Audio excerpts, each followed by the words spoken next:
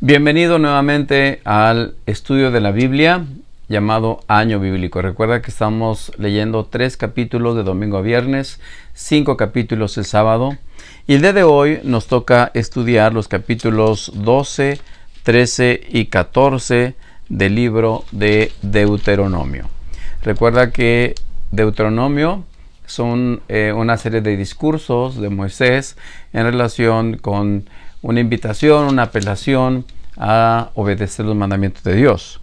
En el capítulo 12 encontramos el título El lugar de adoración elegido por Dios. El versículo número 8 dice: tu modelo de adoración tendrá que cambiar.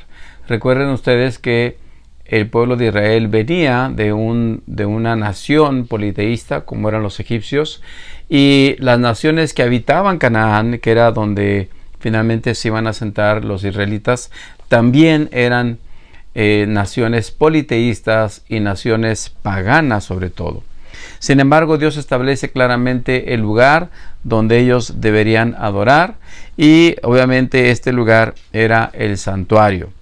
Dice el versículo número 12: celebra allí en presencia del Señor tu Dios con tus hijos e hijas y todos tus sirvientes, y acuérdate de incluir a los levitas que vivan en tus ciudades, porque ellos no van a recibir ninguna asignación de tierra. Recuerden que los levitas no tenían un territorio asignado.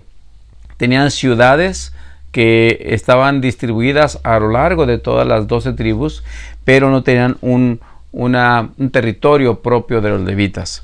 Más adelante en el versículo número 20 dice: cuando el Señor expanda tu territorio al cual prometió, y tengas ganas de comer carne, podrás comer carne con libertad cada vez que lo desees. Sin embargo, vuelve a recalcar la recomendación bien clara en relación con la carne, que es no comer la sangre.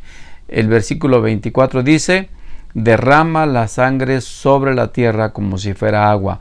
No consumas la sangre, para que todo te salga bien a ti y a todos tus descendientes, porque estarás haciendo lo que al Señor le agrada.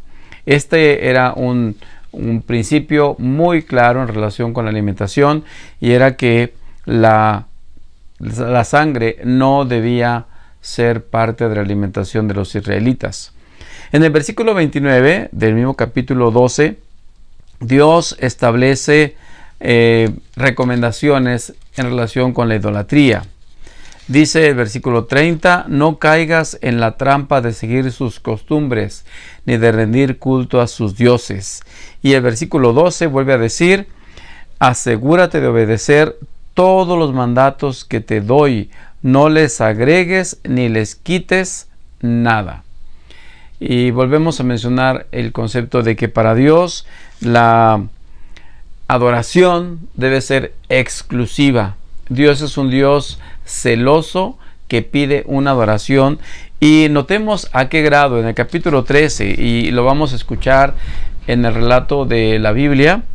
Pero fíjense lo que dice: supongamos que alguien trata de persuadirte en secreto, o incluso podría ser tu hermana, tu hijo, tu hija, o inclusive tu amada esposa o tu mejor amigo, te empiezan a persuadir diciendo: vamos, rendamos culto a otros dioses.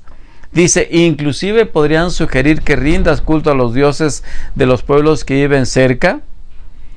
Fíjate lo que dice el texto: no les tengas compasión. Tienes que apedrear a muerte a los culpables, porque han tratado de alejarte del Señor tu Dios, quien te rescató de la tierra de Egipto, donde eras esclavo. Es decir, si alguien está, ya sea en forma leve o quizás en forma muy fuerte, presionándote para que adores a otros dioses, la indicación es: a esa persona tienes que apedrearla.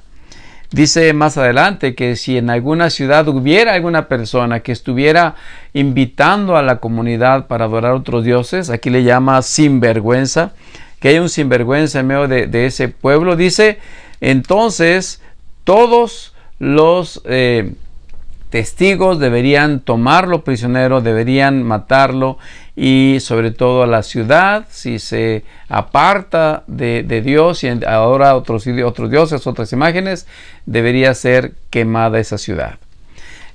Dios es muy claro con esto, y cuando leemos los 10 mandamientos, que tanto lo leímos como en Éxodo, como en Deuteronomio capítulo 5, nos damos cuenta que el primer mandamiento es bien claro: no tendrás otros dioses aparte de mí.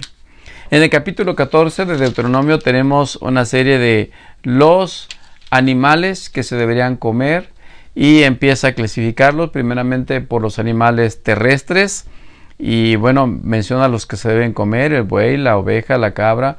Pero hay una característica específica: de los animales deberían ser aquellos que tengan pezuñas totalmente partidas y que sean animales rumiantes.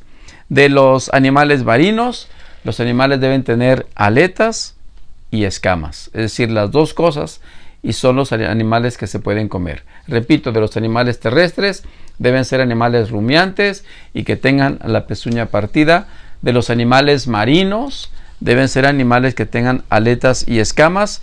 Y de los insectos con alas, dice: los insectos con alas que caminan por el suelo son ceremonialmente impuros. Esos son, es decir, Dios establece, es imposible quizás dar una lista de todos los animales, aunque aquí menciona, por ejemplo, de las aves: el grifón, quebrantahuesos, buitre de cabeza negra, el milano, el halcón, etcétera, etcétera.